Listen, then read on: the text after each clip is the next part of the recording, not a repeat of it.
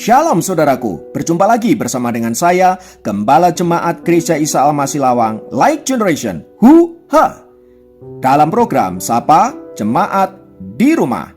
Tetap semangat, tetap berpengharapan, dan harus selalu yakin menjadi pemenang-pemenang di dalam Tuhan kita, Yesus Kristus. Firman Tuhan kali ini terambil dari 1 Yohanes 5 ayat 3. 1 Yohanes 5 ayat 3 berkata, "Sebab inilah kasih kepada Allah, yaitu bahwa kita menuruti perintah-perintahnya. Perintah-perintahnya itu tidak berat." Saudaraku, seorang pendaki gunung yang bernama Erik Weihenmayer adalah seorang pendaki buta yang berhasil naik ke puncak Gunung Everest dengan selamat. Ini adalah prestasi yang luar biasa, mengingat Puncak Everest adalah gunung yang tidak mudah untuk ditaklukkan. Namun luar biasanya, Weihenmayer berhasil menaklukkan Puncak Everest. Pertanyaannya adalah, bagaimana Erik bisa berhasil mendaki salah satu puncak gunung tertinggi di dunia? Rupanya, waktu Erik mendaki, ia dipandu oleh seseorang yang berjalan di depannya. Orang itu mengikat lonceng di belakang punggungnya, dan Erik dengan taat mendengarkan bunyi lonceng itu, sehingga kemanapun si pemandu pergi, ia akan mengikuti suara loncengnya. Jadi dapat dikatakan bahwa keberhasilan Erik terletak kepada ketaatan dia untuk mendengarkan lonceng si pemandu. Ketika ia ditanya bagaimana ia bisa melakukan itu, tidakkah itu sesuatu yang sulit? Jawab Erik, itu bukan masalah yang berat, itu ringan saja. Karena saya hanya membutuhkan pendengaran dan saya akan mengikuti kemanapun lonceng itu pergi. Saudaraku, kisah Erik Weihenmayer itu tepat untuk menggambarkan bagaimana seseorang harus mentaati Allah agar ia sampai ke puncak gunung yang Allah kehendaki. Lalu pelajaran apa saja yang dapat kita petik dari kisah Erik Weihenmayer itu? Yang pertama, hidup ini harus memiliki tujuan yang jelas. Sebagai orang percaya, tujuan hidup kita tidak ditentukan oleh diri kita, melainkan ditentukan oleh Allah. Karena Allah lah yang telah menempatkan kita ada di dunia ini untuk memenuhi tujuan Allah. Oleh sebab itu, tujuan kita harus selaras dengan tujuan Allah.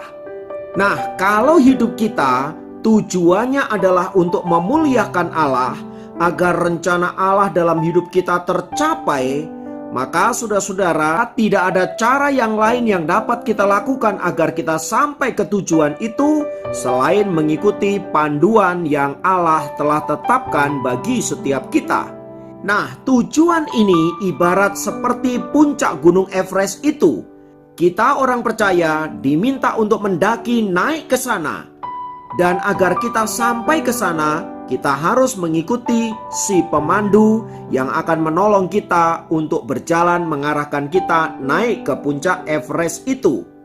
Sekalipun kita buta, tidak tahu jalan menuju ke tempat itu, selama kita mau mengikuti si pemandu itu, saya yakin kita akan sampai ke tempat itu. Nah, jika Tuhan adalah pemandu hidup kita, mari kita mengikuti lonceng-lonceng yang diperdengarkan kepada kita agar kita mengikuti langkah-langkah yang Tuhan tetapkan. Yang kedua, bersama dengan Tuhan, kita pasti bisa melakukan apa saja. Meski perjalanan hidup kita berat, ingatlah Tuhan pernah berkata, "Pikulah kuk yang kupasang dan belajarlah kepadaku. Karena aku lemah lembut dan rendah hati, dan jiwamu akan mendapat ketenangan." Firman Tuhan ini ingin mengingatkan kita bahwa seberat apapun pergumulan yang kita hadapi, dan sesulit apapun situasi yang harus kita jalani, percayalah bahwa Tuhan akan memberikan kita pertolongannya dan kekuatannya untuk menghadapi setiap situasi yang ada. Dan yang tidak boleh kita lupakan adalah bahwa Roh Kudus pasti akan memberikan kita kekuatan, penghiburan, dan pertolongannya, sehingga kita dapat melewati segala situasi yang ada dan menjadikan kita orang-orang yang berkemenangan. Kiranya firman Tuhan ini terus meneguhkan kita, menjadikan kita anak-anak Tuhan yang senantiasa taat kepada perintah-perintah Tuhan. Tuhan memberkati, mari kita berdoa. Tuhan, kami naikkan syukur untuk setiap kesempatan yang Tuhan izinkan untuk kami alami. Semua itu mengajarkan kami untuk kami boleh menjadi semakin taat kepada Tuhan, karena kami tahu di balik ketaatan itu ada berkat-berkat yang melimpah yang Tuhan sediakan bagi anak-anak-Mu yang mengasihi Engkau. Terima kasih Tuhan untuk seluruh kebaikan-Mu, dan terima kasih juga untuk hari ini. Kami percaya kami akan bisa lewati bersama dengan Tuhan. Terpujilah nama-Mu. Dalam nama Yesus kami berdoa. Haleluya. Amin. Demikian program Sapa Jemaat kali ini. Sampai jumpa dalam program Sapa Jemaat yang lain. Tuhan Yesus memberkati.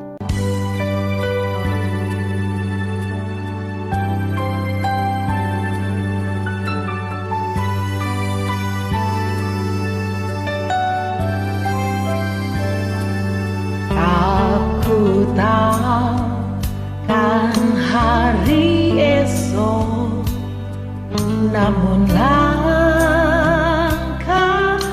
tegak, bukan surya ku harapkan, karena surya kan lenyap. Oh tiada ku gelisah akan masa menjelang. Ku berjalan serta Yesus, maka hatiku tenang. Banyak hal tak ku pahami dalam masa menjelang, tapi terang bagiku kini tangan Tuhan tak pegang.